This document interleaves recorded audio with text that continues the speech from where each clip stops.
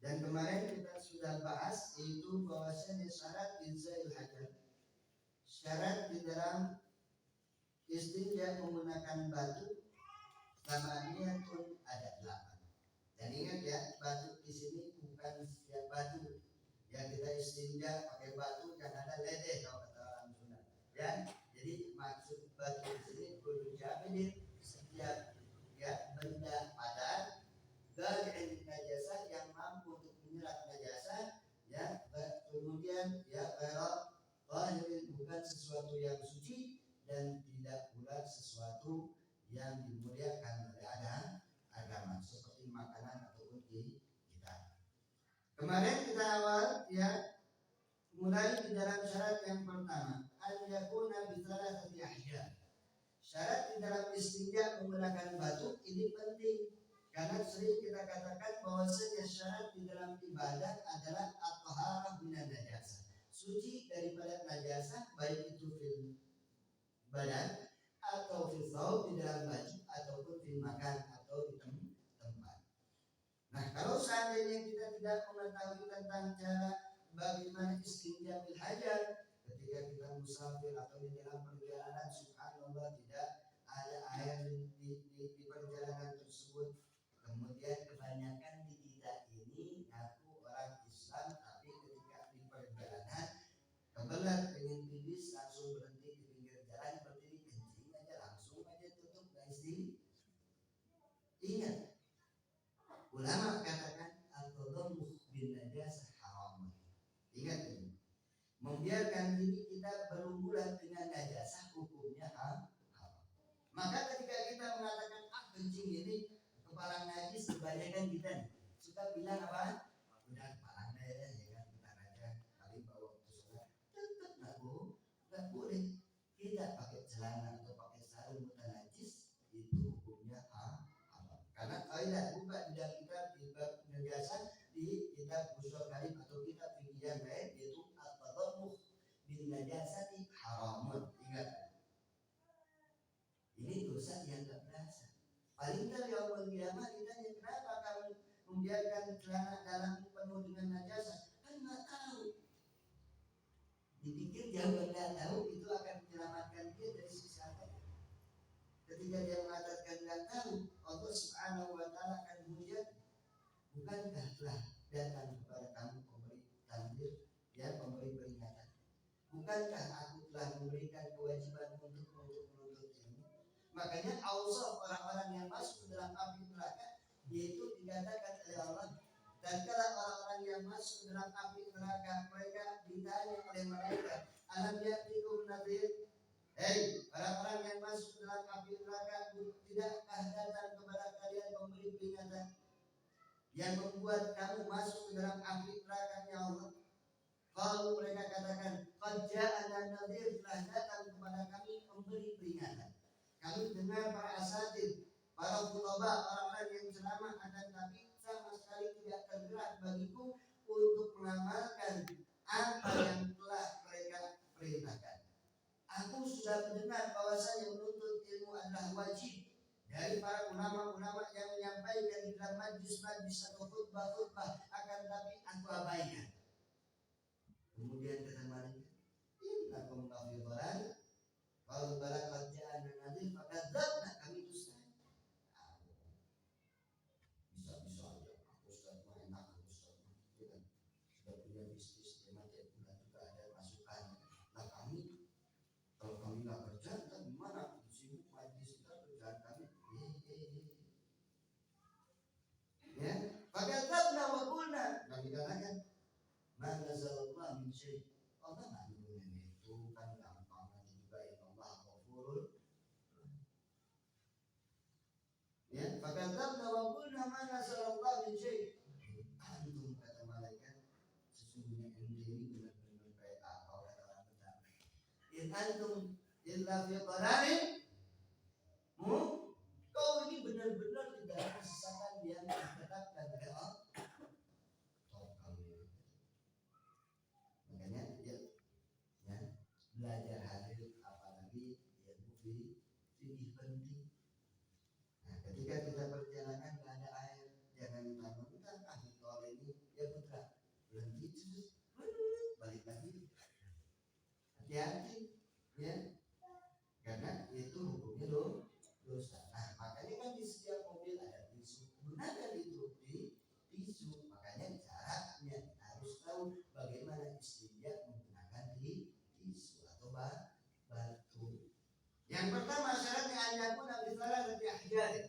Yang pertama syarat istinja menggunakan batu antakuna agar adanya ini di dalam matanya. Ya istinja itu bicara dari ajari dengan menggunakan 3 batu. Al-ma'na arti annal awal min syurut istinja, bahwa yang pertama dari syarat istinja diperbolehkan yang istinja bil hajar menggunakan batu apa? Qauluhu bi thalathati masahatin, adanya itu istinja menggunakan 3 usapan. Jadi bukan 3 batu, cukup dengan 3 usapan. Seperti pakai tisu. Tisu kan kotak, pojok 1, pojok 2, pojok 3, beres. Itu caranya. Jadi tidak disyaratkan harus menggunakan 3 tisu. Cukup dengan 3 pojokan daripada itu tisu. La akal, nggak boleh kurang. 2 sudah bersih. Tetap para ulama katakan wajib baginya untuk menambah karena ini syarat. Sudah kita bahas minggu kemarin, syarat itu diwajibkan didahulukan di dalam sesuatu perkara dan kontinu di dalam perkara tersebut. Fata'adudul ahjar laisa biqayyidin, maka berbilangnya batu laisa biqayyidin bukan dengan ikatan. Jadi bukan satu syarat atau diwajibkan di dalam mengusap atau istinja bil hajar harus mengusap dengan 3 batu, bukan ikatan, bukan syarat. Akan tapi yang dimaksud dengan syarat itu apa? Yaitu diusap dengan 3 pojokan daripada tisu atau batu. Kemudian kalau masa isyarat atrafin dihajar, kalau seandainya dia mengusap bisalatati atrafin dengan 3 pojokan, dihajari milik itu batu mutarattibatun, ya tersusun. Contoh, yang pojok sebelah kanan dulu sekali, ambil yang pojok sebelah kiri sekali, pojok lagi 1 kali, beres. Itu sudah masuk dalam kategori syarat yang pertama. Masa bicara dari masahat betul wahidin, atau boleh baginya untuk mengusap dengan 1 pojok, ya 3 kali boleh. Dari 1 tisu nih dilipat 3, yang 1 segitiga, yang 1 itu 1 kali, ya. Tapi nggak mungkin ini tisu, harus sesuatu benda ya selain tisu. Contoh 1 pojok batu, dia kan nyerap kan, habis di tisu ya, habis dipakai kemudian dibasuh dulu, habis dibasuh nunggu kering dilap ya, kering pakai lagi kelamaan. Tapi boleh pakai batu, cuci, usap biar kering, usap lagi. Yang penting nyerap kepada najasa. Boleh kalau memang tidak ada batu. Makanya kan kita bilang kalau menggunakan air lebih afdal, menggabungkan antara air dan batu lebih afdal. Tapi kalau mau meringkas cukup dengan tisu. Pakai batu dicuci lagi itu ada air, ini pakai beres, ya. Lebih afdal. Ini kalau kita bahas kalau dalam keadaan darurat seperti kalian kan anak-anak yang ada di sini kebanyakan suka senangnya naik ke atas gunung Salak, gunung apa sih, ya kan, naik ke gunung-gunung, ya kan, nanti di sana 1 tempat tidak ada air, ya kan, udah istinja. Kemudian apa? Wa yughsilahu, lalu membasuhnya, wa yunashibahu, lalu mengusapnya, mengelap bahasa kitanya. Ba'da kulli masakin, setiap usapan ya apa cukup. Jadi pakai batu sekali, cuci dulu, keringin, kelamaan, usap lagi, basuh, keringin, usap lagi, cukup. Kalau memang darurat, ya kan, nggak ada, tapi ada air buat apa? Ya kan? Jadi kalau mau mengamalkan boleh. Itu syarat yang pertama. Yang kedua, anyun qiyal mahal.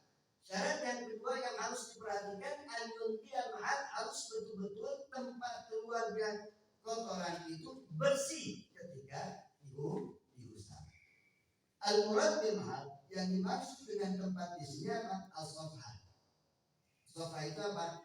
Nah, wal hasyabah ya, wa zahirul fa'il marah. Wa safha ini apa? Safha itu lipetan atau disebutkan di dalam kitab tuh mayundam indal dia yang menyatu ketika berdiri ya. Nih yang belakang kalau nyatu itu namanya safha. Ya, wal hasyabah. Hasyabah berarti meureun.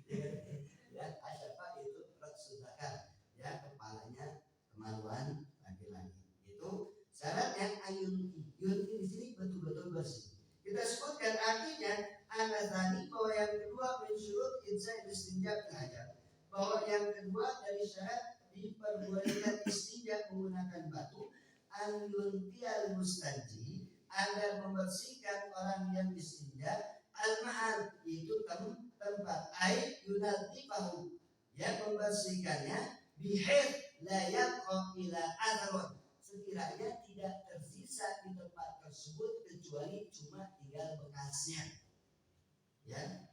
Hati-hati kalau yang melipat itu terkena najasa itu bukan lagi itu namanya izalaton najasa karena istinja itu sudah kita bahas dari awal. Istinja itu ya membersihkan ya kotoran yang keluar dari bubur atau dubur dan dibersihkan dari kedua. Kalau contoh kalau sudah ini batangnya terkena najasa kemudian kita usah pakai tisu itu bukan istinja, itu namanya izalatun. Nah izalatun najasa tidak diperbolehkan menggunakan batu atau tisu, wajib menggunakan air. Jadi ini istinja ini hanya khusus untuk bubur dan dubur. Makanya di sini dikatakan tuh maksud daripada penyuntian mahal yaitu apa? Yaitu bihad sekiranya layak bila atharun tidak tersisa di tempat bubur atau dubur najasa kecuali atharun kecuali bekasnya. Layazul ya tidak akan pernah hilang illa bisighal khasab kecuali dengan kecilnya keramik kalau ditutup tuh. Nah itu kan ada yang begitu kasar. Nah kotoran itu nggak akan pernah bisa kecuali pakai itu baru bisa hilang. Nah, kalau sudah seperti itu dimaafkan bagi orang yang beristinja. Makanya kotoran ini kan maaf kalau kita BAB ya kan kita bersihkan ya kemudian dibersihkan itu kan masih ada tersisa kecuali menggunakan air. Kalau air akan menghilangkan air buat atar air bentuk dari najasa hilang bekasnya pun hilang. Tapi kalau menggunakan tisu airnya hilang bekasnya ada. Yang mana bekas itu tidak akan pernah hilang kecuali dengan ya bubuk-bubuk dari keramik atau pasir. Kalau itu baru hilang. Nah yang sisa itu dimaafkan untuk dirinya tapi tidak dimaafkan untuk orang lain. Makanya kalau lagi sholat ente kita sholat berjamaah ya semuanya istinja belajar nggak boleh nempel masing-masing ya paling ini ya satu jengkalan jauh-jauh nempel dikit ya 4 orang makmum imam ya kan istinja juga imam istinja ini yang 4 istinja sholat rapat ya kayak sebagian kelompok kalau sholat nyari-nyari kaki ya. Ada kan yang gitu lagi sholat jauh kakinya kayak mana mata kita tambah jauh dicari lagi sampai jeper. Nah ketika dia sholat seperti itu nempel ke kita batal. Kenapa? Dimaafkan untuk kita tapi tidak dimaafkan untuknya. Nah 4-4-nya nempel semuanya batal. Yang selamat imam selamat yang lain wajib mulan sholat bukan mulan sholat. Kenapa? Karena salah satu syarat di dalam sholat tidak boleh terkena najasa. Nah itu mutasir itu bersambung dengan najasa. Jadi ainul mahal artinya apa? Harus betul-betul bersih dan tidak bisa itu hilang najasa kecuali dengan ya seperti apa? Hancur apa? Keramik yang dihancurkan, ya kan? Nah itu baru. Gimana cara harus lihat dikira-kira jangan pakai sesuatu itu kadang-kadang terus gimana caranya dilihat terus pakai apa? Kaca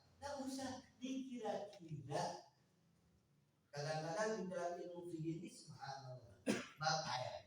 Air terkena najasa dikira-kira yang pertama warna, rasa dan bau. Kalau warna sih dikira-kira gampang. Kalau bau dikira-kira mudah. Tapi rasa ini gimana? Dikira-kira aja nggak usah pakai dicobain. Praktek apa? Ini air kan 2 kulah. Kulah bukan kulah bahasa Sunda, awas. 2 kulah ini 60 cm panjang, tinggi, lebar. Ya, masukkan najasa. Wah, praktek. Pertama kencing kumpulin atau kelinci masukin. Wah, rasanya begini nih, kan? Dosa tau. Nah, kalau kebagian subhanallah yang makan jengkol gimana? Dikira-kira juga, nggak usah dirasain. Oh ini tetap lagi, nggak usah dikira-kira, balik lagi, kira-kira aja, nggak usah pakai ini. Nah, contoh seperti ini kan tidak tersisa kecuali asal. Asal itu tidak bisa hilang kecuali pakai bubuk, serbuk apapun baru hilang. Nah, gimana caranya saat kalau di bawah pakai kaca?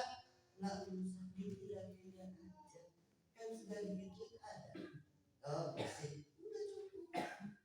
Baunya ada, tidak akan hilang baunya. Ya kan jadi dibilang dimaafkan. Jangan begitu.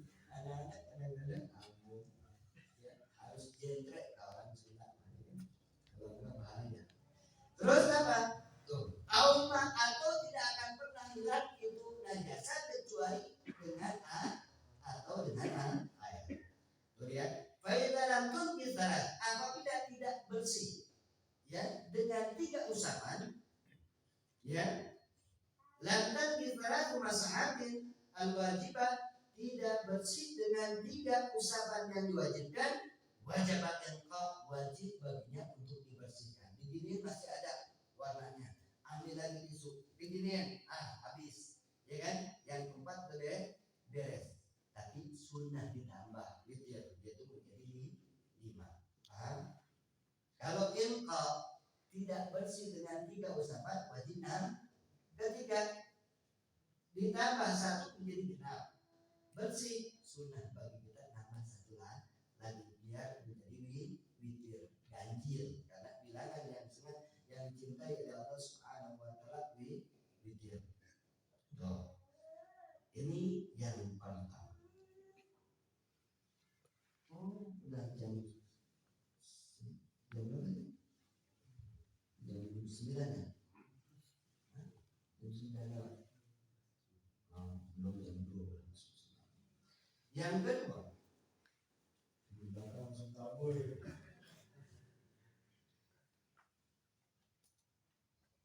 yang ketiga, an-layajiban najis.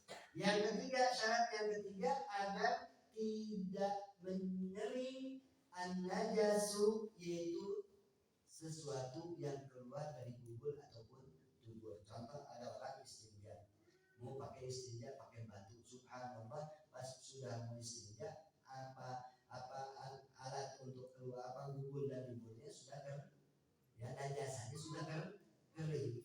Maka para ulama katakan tidak boleh baginya untuk menggunakan tisu atau batu. Kenapa? Syarat di dalam istinja yang kedua, yang ketiga, agar tidak menjadi kering sesuatu yang najis. Artinya, an-nasalita min syurut istinja belajar bahwa yang ketiga dari syarat yang diperbolehkan istinja menggunakan batu, alla yajmat al-khariju kulluh, agar tidak menjadi keras al-khariju yang keluar kulluh seluruhnya atau sebagiannya. Contoh, kan zaman dulu pakai kamar mandi keren ya, tiempang ya, subhanallah kelamaan.